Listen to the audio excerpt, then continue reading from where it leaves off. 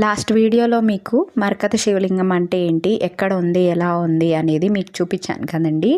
అదే దేవాలయంలో మనకి కాలభైరవుడు ఇంకా జంట నాగులు ఉన్నారనమాట. అది దేవాలయంలో ఒక పక్కకు. ఇక్కడ ఒక ప్రత్యేకత అయితే ఉంది. వీళ్ళందరూ వీడియోలో చూస్తున్నారు కదా, వరుసగా నించున్నారు. ఇక్కడైతే ఒక రాయి ఉంటుంది. మనం ఆ రాయి మీద 2 చేతులు పెట్టి కోరిక కోరుకున్నట్లయితే కనుక మన ప్రమేయం లేకుండానే ఆ రాయి అనేది తిరుగుతుందట. అక్కడ చాలామంది భక్తుల నమ్మకం అన్నమాట అది. ఈ వీడియోలో చూడండి, ఈ అబ్బాయి అయితే రాయి మీద చేతులు పెట్టుకొని కోరికను కోరగానే ఆ రాయి అనేది దానంతటదే తిరుగుతూ ఉందన్నమాట.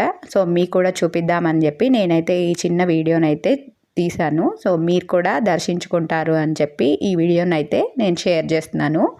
మీకు కూడా నచ్చినట్లయితే మీ కుటుంబ సభ్యులకి, స్నేహితులకు ఈ వీడియోను షేర్ చేయండి. అలానే ఈ మరకత శివలింగాన్ని దర్శించుకోండి.